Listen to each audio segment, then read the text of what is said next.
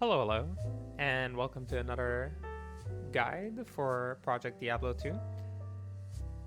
This guide will be talking about a relatively similar setup as the last one, the fireclaw. This will talk about MaulBear. The main difference is MaulBear is a strictly physical build. While I did start bossing with fireclaw this season, I chose to switch to Maul. I found it a little bit more consistent. I have done like the tier 2s on Fireclaw first, or technically I done Dclone first on Fireclaw, then I switched to Maul, and I just like it better. I think it's like a bit more consistent in the tier 2 bosses. So with that said, we'll do an overview of the character, kind of like what he does. I'll talk a little bit about how you set him up, how you start with him, can you map with him, can you do XYZ with him. Then we'll go over to just talking about the different battles. I won't go too deep into mapping since I don't map with this character, even though he can. I'm sure that for hardcore he'd be a pretty good mapper because he's super tanky, literally unkillable in the maps.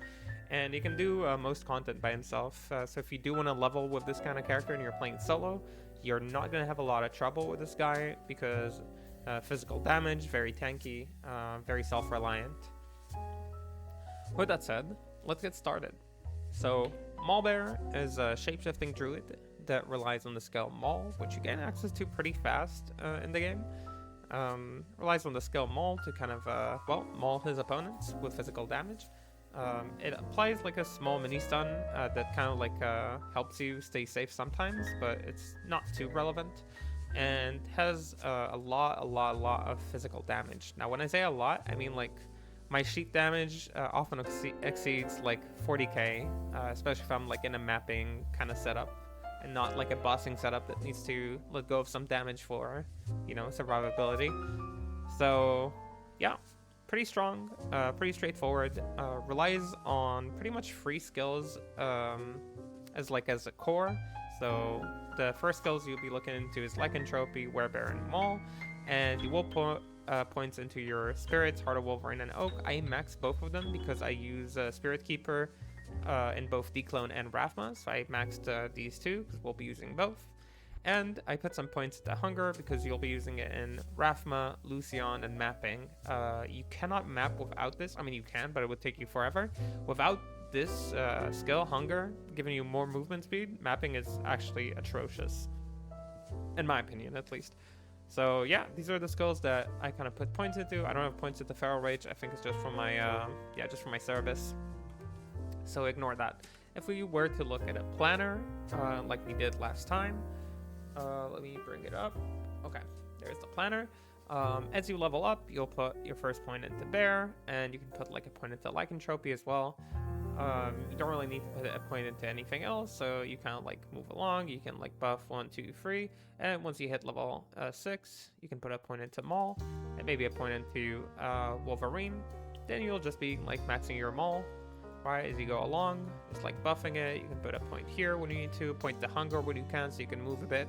And this kind of thing will let you start playing the game very fast. As you can see, access from level 6, from level 12 you get a little bit more movement speed. So overall, very comfortable. You can like split the points a bit more evenly if you'd like. And once you reach level 30, you can already put a point into Oak if you'd like, but you don't really need to because you'll only be using the Oak once you get like a Spirit Keeper. For the most part, you'll be using the Wolverine.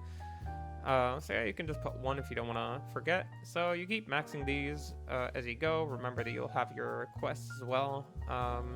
So yeah, you'll just like keep putting points, and as you can see, by the time that you're finishing a Nightmare, which is usually around like the 50s if you're doing it like solo, even though like you can do it at like level 40, you'll have like these guys max, you'll have your point here, and you'll have your spirit, and you'll just kind of start maxing your Wolverine. And as you can see, by the time that you are level 91, you have already maxed out everything that is like key to start like super bossing really hard. So by level 91, already pretty ready to boss. As far as like stats goes, like you'll only put dexterity and strength as far as you need it for your gear. The rest just dumps into vitality. So like for example, I need 3 dex on my Hellslayer, and I need I think it's 130 for it to kind of like bug itself, but let's say we're not bugging and we need to wear it. So all this is like your gear, for example, just with the health layer. Other weapons obviously have different requirements. As you can see, very tanky build with a lot of vitality. So very, very nice. If you do want to go into mapping and you want maybe a bit more sustain, you could put points into these, maybe put a point into bears, or like maybe even max bears and like forgo the spirits, right? They're both okay. Like you don't really have to worry about it too much. It's up to you. And there are like different ways that you can itemize for one or the other, but I'll be mostly talking about bossing. So let's get rid of this and get back to the game. So as far as weapons, I think weapon is the first thing you want to choose every time you approach this kind of characters, especially bosser characters, because they'll kind of define your gear. A weapon like Hellslayer, a weapon like Tomb Breather. I think I have one to kind of show what a Tomb Breather is. Yeah, a weapon like Tomb Breather. There are other weapons obviously for Maul, but I think these two will be like the main things you're going to look at. I just think they're like the easiest to kind of like use, but you can definitely use other options and crafted options even. So yeah, your weapon will kind of define you because they have like very strict requirements usually. So yeah, look towards like starting with a weapon. So I've been using Hellslayer. You know, I love my Hellslayers. I use it on the fireclaw, I use it here, I use it on the Fury, I use it everywhere. So Hellslayer, and as far as Hellslayer goes, you'll need 125 increased attack speed to hit your 5 FPA breakpoint, 153 for 4 FPA. This uses the same breakpoints as the fireclaw, so if you've seen that guide, you already kind of know the breakpoints that you need to get. If you didn't, it's very, very simple. Let me show how we calculate our breakpoints. We go over to this Path of Diablo attack speed calculator, which I'll be linking below. Okay, we select Druid, we change to Werebear, and we choose skill standard. Okay, we do not choose hunger, we just choose standard. Then we type the weapon that we use. So if it's a Hellslayer, we'll put it in this, and we put on our attack speed, and it will show us, right, these breakpoints, right? They show you when you basically upgrade to the next level. Okay, if you can get this, it's great, but this is really okay for killing tier 2s. I've been doing it very consistently. If we choose, for example, a Tomb Breather, you'll see the Tomb Breather is actually very similar in that. I think 153, right, is the 4 FBA. Tomb Breather is actually having an easier time reaching that breakpoint because it has kind of like innate sockets and you can slam speed to it. So for example, if I put 3 shales into this weapon, 1, 2, 3. Right, you'll see that 1, 2, 3, and I already hit that like 4 FBA breakpoint, so it's actually really easy to do it on a Tomb Breather, and it's really worth it. This one, because it has that much speed, I can actually use a vial on it, make it ethereal, and have all that like extra speed. So super viable weapon. There are different reasons to use different gear. Tomb Breather, for example, gives you a lot of ult resistance, gives you damage against undead and attack rating against undead, which is super good at bossing. It also gives you magic finding and life after each kill, which could be useful for mapping, so up to you if you want to use it. Tomb Breather, also a viable option. I've been using the Hellslayer. There are other options that I'm looking into, like Athena's Wrath. I just haven't managed to make like one that is perfect for me, and also things like Reaper's Toll are pretty strong, especially for mapping because it procs amp. There are a lot of other weapons, honestly, a lot of like Thunder Mauls you can use that have a lot of good base damage and up, like Rip Cracker. The what's it called, Windhammer is a super useful weapon that we can use. But yeah, basically just find a weapon that you like and use it. Let's not look at my materials page. So yeah, a lot of very, very good weapons. Where did this come from? I think here. Alright. So back to what we were talking. Once you get your weapon, you can start itemizing yourself towards the goal that you're looking to solve. And this is the part of the video we section towards different stuff. So if you are looking to map, you'll probably use something like a String of Ears, Soul Drainers, Gore Riders, Raven Frost for it cannot be frozen. BK Deathbend is a pretty good ring. You can use a lot of other rings. This is just the one I have on hand because it kind of gives you everything you want. Attack rating, res, enhanced damage, PDR. I love Metalgrids on shapeshifters. Hard to change my mind. You can obviously use crafted amulets. They're also good. Cerebus is really nice for damage. You can also use Den Mother if you're mapping and you want the extra bears. That's also an option. So yeah, that's pretty much like the mapping gear. Now let's talk about each fight individually, and I have prepared videos in advance so we can watch them together. Let me just bring them up, and while we watch them, pretty much what we could do is kind of like look at how you do the fight. So this should be visible now, I think. Okay. So yeah, this will be a Dclone Fight, for example. So I'll show the Dclone Fight, then we'll kind of talk about the gear goals that you have in Dclone. So as you can see, just like healing before the fight, making sure your health is full.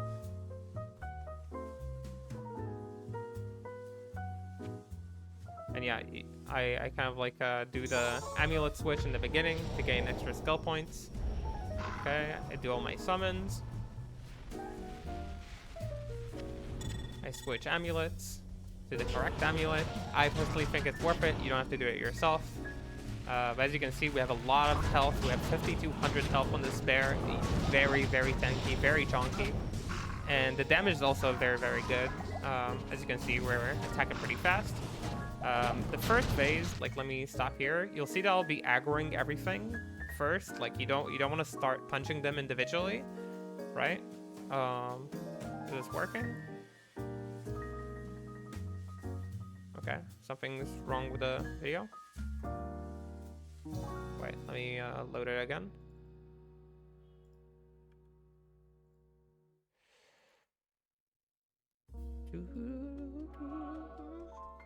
Okay, so yeah, we're punching, and once we get into some of the skeletons, you aggro everything, and you want to like punch, right, when everything is getting hit, but you're not actually taking damage from all the skeletons. So you'll see that like, since bear has a lot of AoE, like you're actually, I don't know if you noticed, but we destroyed all of them in like 5-6 seconds. It's very doable. As long as you dodge the lightning hose that I'm dodging right now, you can deal with them pretty swiftly and not have to worry about the skeletons too much. Be very careful to bump these like little spirits that follow you, so they don't like leave the fire on whenever you're hiding from the novas, so you can safely kind of return these. Here I missed one, but yeah, make sure you're not tanking this fire. It costs a lot of juice that you don't want to spend. Then we go back, fire hose, we always dodge. If you are losing health potions and he's spamming the lightning hose, make sure to put more juice into your belt. Okay, as you can see, health goes down very fast. And we're back again. Phase 2, I like killing these kind of like ranged skellies as fast as I can. You'll see that a bit unfortunate, but Dclone kind of teleported on us over there. Okay, I think the video gets like confused whenever I load it like that. Yeah, okay. You'll see that Dclone like teleports on us for some reason, and then I can't move in this video. These things happen, sadly. Senpai, please fix it if it's possible. Thank you for all your hard work, etc., etc. But yeah, luckily we're very tanky and we can hold it, and we just keep punching. Just never stop punching, really. Just always make them hold your punches. Okay, we mostly killed like the skeleton archers first, but since we got stuck there, we couldn't completely clear them. So now, yeah, we have to kind of put a few more dudes in. Yeah, make sure you're like not taking too much damage if you can avoid it. Otherwise, just keep punching them. Okay, after making them go to the next stage, make sure there are no spirits following you, and put more juice in your belt. Simple, simple, simple. Very straightforward character. Yeah.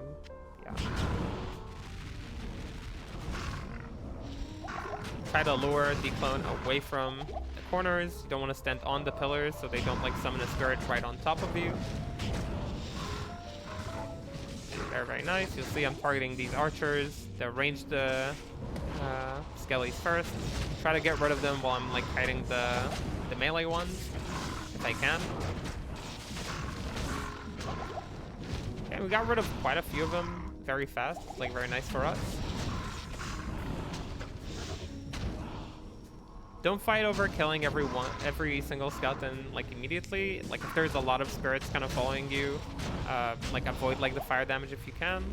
And always like put a few more juves into your belt if you're like down to your last one. You don't want to get like surprise damaged and okay, this was definitely not supposed to hit me. It looked like it's not hitting me. Right?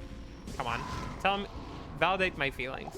The lightning is not touching us, but we're losing a lot of HP from it for some reason. It's part of life, it's part of bossing, I guess. Okay, so we clear the skeletons. There's like another burning one here, and always make sure that the aura goes away from Dclone. Like, if he still has this little thing below his feet, that means he's still invulnerable. But as you can see, we can attack him now. Okay, he did a little bit of lightning. And yeah, very, very nice. If you hear this or you see you're getting damaged even though there's no fire, whoa, that was supposed to kill us.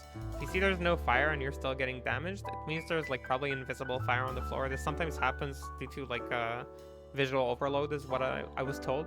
So you just need to avoid it, try to walk away from it.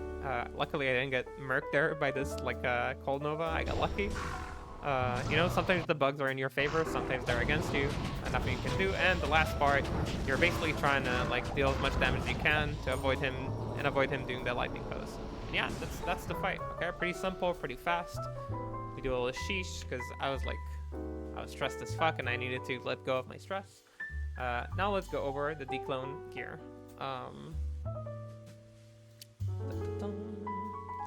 Okay, Dclone Gear. Let me kind of switch to it. I guess before I switch to it, let me switch away from the thing I wanted to show for mapping. Dclone Gear that I use, it's pretty similar to the fireclaw gear that I was using.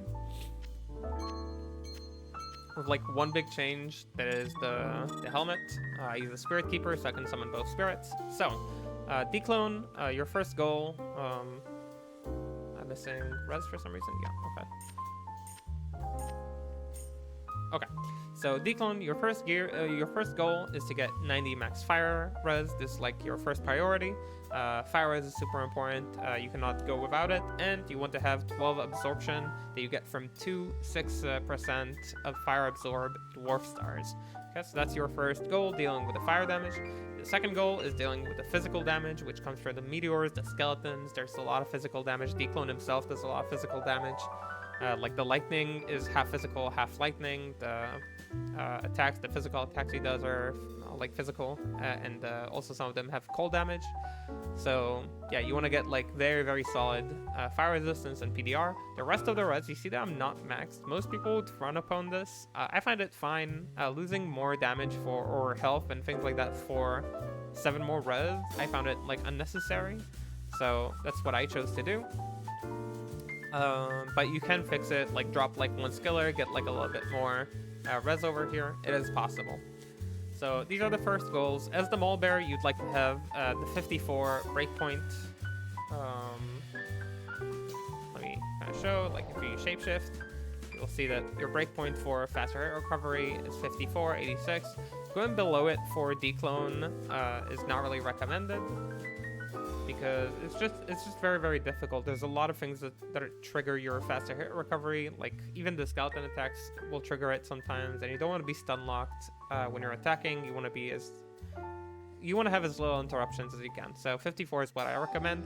It's pretty easy to get when you're using Spirit Keeper and Dango. You already have 30. 2 skillers will kind of put you where you need to be. So that's the Dclone Gear. This is the amulet I used to swap in the beginning. It basically gives you like more skill points on your 2 spirits that you're casting, your bow, and your shapeshift, which in my opinion is worth it. Other people may not like it and they would prefer 1 more juve. I think 1 juve is not equal all the bonuses that this gives. Obviously not everybody can afford 4 skill Mara, but you can, like I've done it before, like a 2 skill Mara. That's like also okay. Just like a normal one with like a bad slam you can use, that's like perfectly fine, and I think it's worth it. With that said, let's move on to the next fight, which is the Lucion fight. I've recently upgraded my armor for my Cerberus bite for it. Well, actually, I didn't go over the gear very well, so let me make sure I repeat it. We have the Hellslayer. That's a weapon. We've been using a Spirit Keeper for summoning 2 spirit. It has like maximum 13 to fire res with 2 vexes and a max fire slam. which is very, very nice. We use a metal grid with cannot be frozen to kind of like give us attack rating, cannot be frozen, and a lot of defense and or res. The armor is a crafted armor with a lot of physical damage reduction and enhanced damage. Generally speaking, that's what I recommend you use, but using a shaft stop with 3 sockets is also perfectly fine. The belt is a PDR dungos, again, kind of trying to get you to that like to that like 50 PDR point as close as you can. You can do it with a little bit less. It's not like the end of the world, but it's like as good. It's better to have it as high as possible. Dungo will also give you faster hit recovery and a lot of vitality, so super useful. Soul drainers, I don't think there's any replacement for soul drainers. Slammed with deadly strike, absolutely amazing for this boss fight. Absolutely amazing also for Rathma. So I love them. I love them for Lucion. I think they're great. Please don't nerf for them. The shapeshifters need them. Okay. Last piece is Gore Riders. Gives you crushing blow, deadly strike. And these are ones that are slammed with max fire resist. Most people like using water walks, but I think you really don't need the extra life or the dexterity that water walks gives. And yeah, the deadly strike and the crushing blow and Gore Riders is just, it's so strong. So I would definitely go with these. If you don't want to go with Spirit Keeper, that's fine. You can use like a Cerebus Bite with like Vexes in it to kind of get that like a lot of like deadly strike. I like the Spirit Keeper. It gives you like the 2 spirits. It can give you bonus. This one has like Maul's like the skill points, and it also gives you fire res naturally. It gives you cold absorb, which can help sometimes. It gives faster hit recovery. So overall, I think it's great. There's nothing wrong with going with Cerebus as an alternative helmet. Okay, now we can move to the Lucion fight. And the Lucion fight, I actually looked for a good recording, but a lot of my recordings were just like bad quality.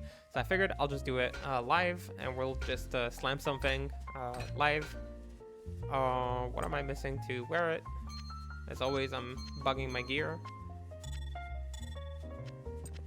Okay, that should be my Lucion Gear. Okay, so Lucion Gear. The things that change is that basically you need way less things for Lucion. You don't need as much PDR. It's good to have as much as you can, but I only run 39 here. And you don't need as much res because you only care about the... Yeah, okay. You only care about the lightning res, technically, and see, you try to get that to 90. And on top of all that, you don't even need cannot be frozen. So this is a pretty lax fight in terms of requirements. You'll see I'm running with pretty shoddy res, not maxed out on damage reduction. So how does the gear for this fight look like? We used a Hellslayer. We used the same armor we used for Dclone, same gloves. We changed the rings to a wisp for that lightning absorb, super useful. And I used a BK deathband for that PDR, lightning res, and ED attack rating, basically everything that you want for the fight. If you don't have a wisp, using 2 of those is actually also super valid. Just be really careful from the lightning, it can hurt, even though you're very tanky. Helmet, I use a Cerebus. You can use the Spirit Keeper for this fight too. There's nothing wrong with that, but you don't really need the Oak for the fight, and I just like having more damage. So that's what I went with, just a max lightning slammed Cerebus. Belt is Thunder Gods. It gives a lot of lightning res, like max lightning res that you need for the fight. Gore Riders are PDR slammed using lightning slammed is also okay. Metal Grid, kind of just like a random Metal Grid I had with max to all, lets me cap up this lightning res, right? It's at 89, it gives me like 1 more, and gives me a lot of res as well, which kind of helps me finish this lightning res. So that's the gear. I'm gonna go slam a random Metal Grid. I have done 31 Metal Grids this season, and 26 of them broke so far. So let's see, let's test our luck, basically. For the Lucion fight, I like taking, this kind of setup. So, yeah, we're just gonna go in, we're gonna talk about the fight as it goes. It's a pretty relaxed fight, in my opinion. Like, not very demanding, so would be okay. And let me grab maybe a few more juves. Like, normally I don't use more than a belt of juves. Like, I don't need to replenish my belt, but, you know, it's never bad to be prepared. Maybe I have a lag spike, maybe there's desync and I need to drink a few more. Always be prepared. There's nothing wrong with that. Don't be ashamed of being prepared. Alright, so we checked that this is tier 2, our gear is fine, our res is fine. I mean, it's not fine, but it'll be fine once I switch. Oh, it isn't because this is also not on, but it will be fine once I switch, okay? But it's always good. Always make sure you're not making a silly mistake. I make those sometimes. Alright, and we go in. And we do our bow, summon our spirit, shapeshift, and as you can see, it takes time until he actually starts attacking you. And now we start mauling him, pretty much.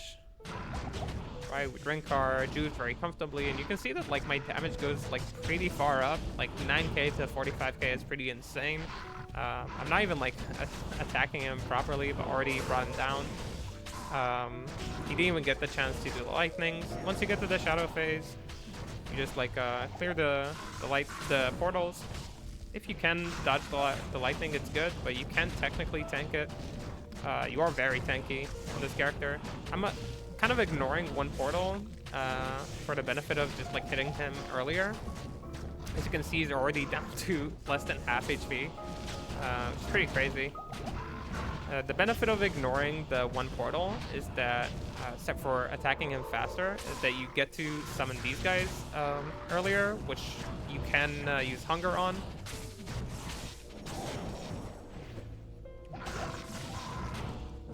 Yeah, and as Maul, you can kind of ignore them. As you can see, they kind of like die to your AoE anyway. Yeah, the fight's over. I don't know how long it took. It feels like I just broke a world record, and the world record was mine anyway. I'll check in the video how long it actually took when I edited it, but that was pretty crazy. You can see we didn't really use more than our belt anyway, but it's nice to take some extras just in case. You open some chests, hope for like a big drop for the video. Probably nothing, but you know, so it's always good to check.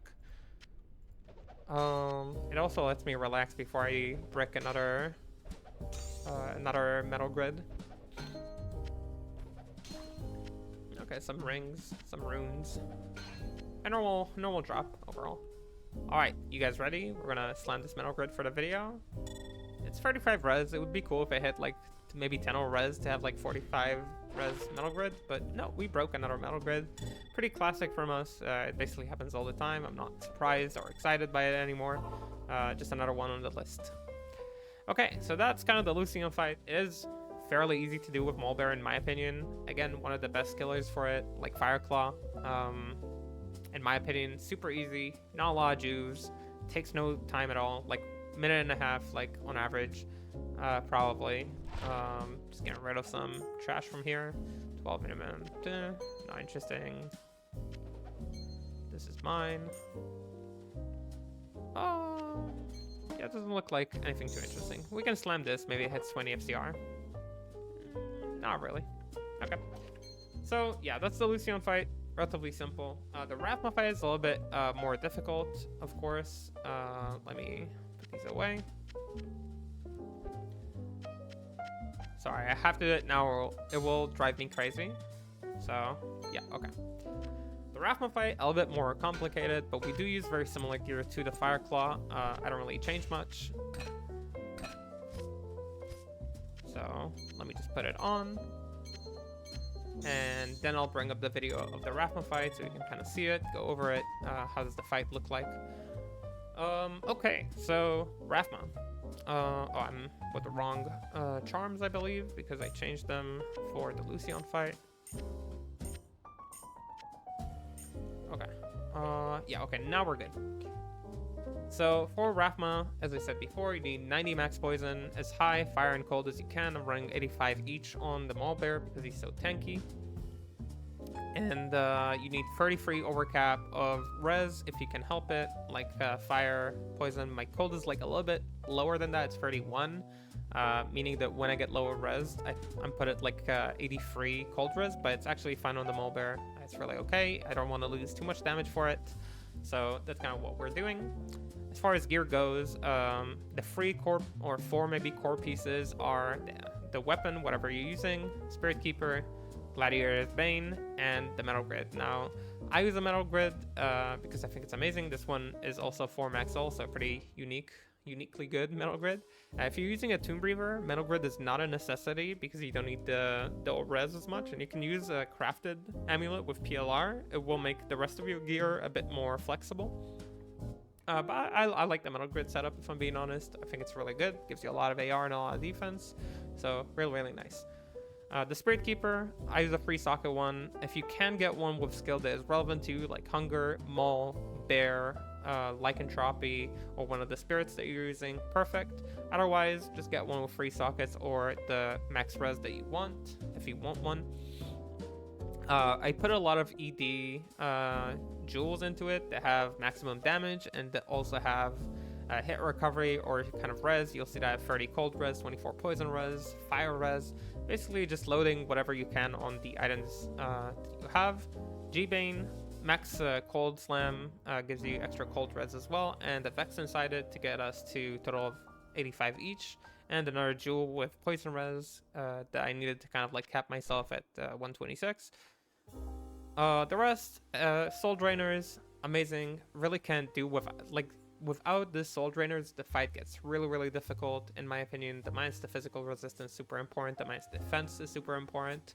I'm using this crafted ring and this crafted ring with a lot of PLR on them. Really good slams. A lot of res on this one. Really beautiful ring. Actually, really am proud of that one. But yeah, you kind of want to craft these. It's not too hard to craft. You can hit them in like 50 tries. You'll hit like something. A couple rings above like 35 PLR probably. So I use these. I use this belt. You really want to look for a belt like this. Max 2 to all resistances and 25 PLR.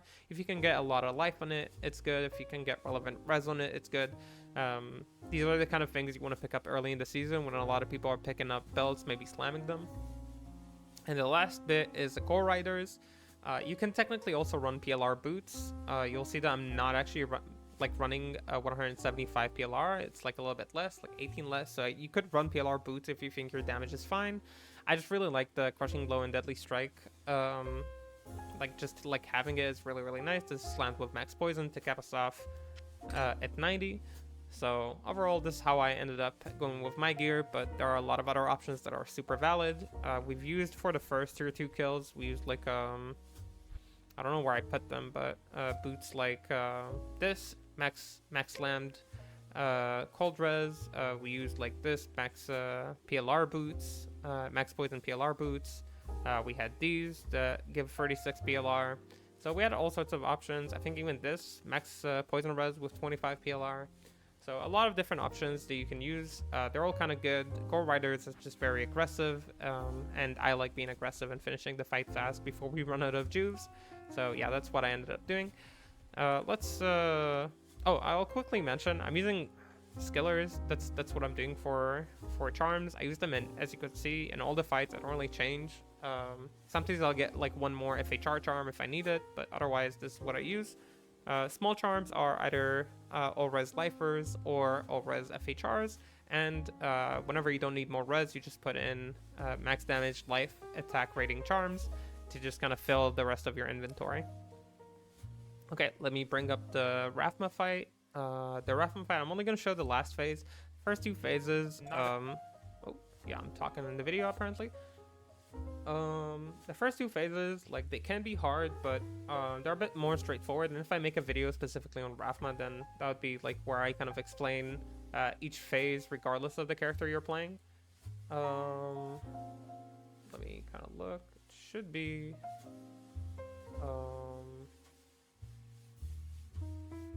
okay, it should be visible now.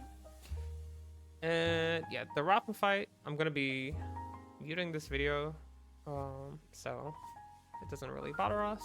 Okay, and I like using Hunger before the fight. You'll see that I have Hunger already queued. The reason is Hunger is one of the only skills that kind of go through the portal. Most skills like do not kind of stay with you for the portal, but you see that like if I go in, Hunger stays. So I use Hunger before the fight so I have the movement speed in advance. Just like use it on one of the corpses near the portal so it doesn't like run out fast. And I use bow, I shapeshift, right? You see that I do this like ring switch that I do a lot. Right now, I'm only doing it with an amulet, but you can do it whatever you want. You can not do it as well at all. And I focus Mendelin. Mendelin is better to focus, in my opinion, mostly because being close to Rathma is more dangerous, and being close to Mendelin is actually beneficial whenever Mend uses this like a poison ring that they shoot up. If you're close to them, you don't get hit by it like you would otherwise. I'll kind of note what it is, but yeah. Once you punch it a little bit, the skeleton will be summoned. You can kill the skeleton if it's close to you. When it's not close to me, I usually don't go out of my way to kill it immediately. But yeah, it's like kind of like a matter of preference. I like lining it up with like other skeletons and just killing them together. This is the poison ring I was talking about. If you're outside of it, you'll take a lot more damage. So being inside and close to Mend sometimes just like more beneficial. This is why I like killing Mend first. Okay, and once we saw the skeletons are summoned, we try to kill them one by one. As the bear, you get like, as you can see, put into hit recovery a lot. I forgot to drop my box. Normally I do this at the beginning of the fight. So yeah, we drink our antidote, and you still try to avoid like the hits. Yeah, these bone spears, try to avoid them. They're gonna take damage based on percent of your health. So even if you're tanky, you're gonna get like nuked by them. And as you can see, whenever the skeleton is close to the other Void Knights, I just try to like snuff them out whenever I'm close. Okay, we managed to clear the first wave, and once you clear the wave, that's when you want to start putting in juice back into your belt. That's at least my strategy. Like I'll kill a bunch of them. I'll try to kill all of them even. Then I'll fill my belt, as you can see, and then I'll go back to attacking Mendelin. Reset your hunger when you can. You can see this hits you when you're outside. Luckily, I didn't take a lot of damage there. Yeah, if they're close, they'll take a lot of damage. So if you have both of them kind of in close proximity, you'll see that I kind of nuke them because of the AoE the bear has. Yeah, now the second phase. The second phase as the Purple Knight. Purple Knights are your first priority. They deal a lot of physical damage, and you don't run PDR or a lot of flat physical reduce. So killing them first is really your priority. If you can, if you see them, if you spot them, and you know that you can hit them. Here I knew that like the Poison Nova is coming, so I had to kind of like move around a little bit. I see this guy is like a little bit low, so I try to kill him. Then I target the Purple Knight. Once the Purple Knight is down, yeah, killing the others is a bit easier. Dodging the Bone Spears, as always. This fight is so chaotic, you do not get a moment of rest here. Okay, we managed to clear all of them. Now we want to fill our juice again. Took a lot of damage there too. Yeah, and we're just trying to survive here, making sure that our hunger is still up. You don't want to get slowed down. See, this is a lot of damage. If you're close to him, it doesn't damage you. If you're far away from him, a lot of damage, potentially like half your HP or higher. Okay, and we triggered a fight. We triggered it without filling our juice fully because we know we have juice on the floor, which we'll be using soon. The cold wave is like stunning us like crazy. The bear really struggles with the cold waves. If you can avoid them, do it, but it's really hard in this fight. It's really difficult. Okay, we do this, and you see the juice I left on the floor, I always keep them for the last phase, the more chaotic one, so I don't have to stop and fill my belt. I can just click on the floor and like pick up juice. It's like a bit faster, or I found it faster, so it helps me kind of like with a small trick to fill my belt during this chaotic part of the fight. Okay, we avoid the cold waves as far as we can, and we get hit by this bone spear. Absolutely tears our health down. We have free juice left on the belt. We kill as many of them as we can. We're about to run out. Wow, and we used that one. That was the last one on our belt there.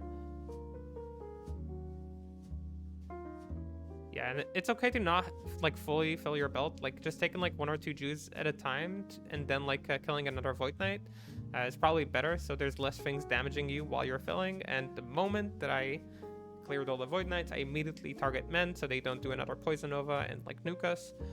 And at the end, you can see just like going down Rathma. It's pretty easy once you clear everything else. Just killing Rathma is pretty simple. And this, oh yeah, this was the first time I killed Mendelin at difficulty 2, so we got this little announce. And I'm probably saying it wasn't even close right now if I turn on the video. And it was just the fucking hunger, guys. Hunger, guys.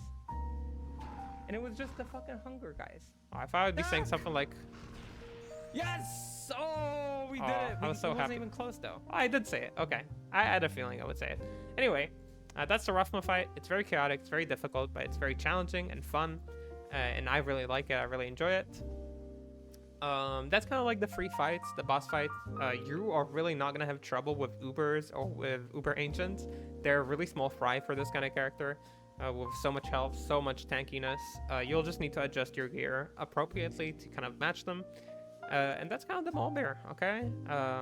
Hopefully this video is useful for you guys. I covered like some weapons, some gear options. The character is relatively straightforward. It's good for like if you're playing solo, it's good. It can do all of the LOD content, kind of self-reliant. As far as Mercs goes, I've been using an Act 2 Merc, but you can use an Act 4 Merc for Amp or an Act 1 Merc for Vigor. Yes, warrior. I'll just show him quickly because that's the main thing. You care about Reaper's Soul because it amps procs Amp, sorry. And Amp is just really good. The damage he's doing doesn't really matter as far as I'm concerned. Like, I didn't really think it matters. I just want him to survive, so I gave him a Leviathan and a String of Ears. And I give him some attack speed in Andes and Lava Gout. As you can see, the gear's pretty bad. CBF comes from Marowak. I just wanted to proc Amp, basically, because the damage he does is so insignificant to the damage that you do, but the Amp that it gives is like a lot bonus damage to you, so it's kind of like why I went with this kind of setup. You can obviously optimize this a lot more, go with an Act 4 for free Amp from his casting, or go for Act 1 for Vigor and put like a Wrath Bow so she can proc Amp as well. With that said, this is kind of my MaulBear guide. We went for the free bosses, the general gear and everything, so hopefully it was useful. If you have any questions, you can put them in the comments. You can send them to me on Twitch, where I stream daily, self-shill. And yeah, I don't know, have a good whatever you're having. I'll link the calculator and the portal for creating your character sheet with like skills and attributes. And yeah, I don't know, I'll see you around, okay, on the next video. Hopefully the next one is a mapper. The next video I'm working on is a mapper 100%, so people can have stuff to map with. It might be also a druid because I love druids, but it might be other stuff too. I've been working on all sorts of stuff this season, so yeah, I'll see you around. Hopefully this was useful. Till the next video, bye, and yeah. Oof, wow, a lot of rambling.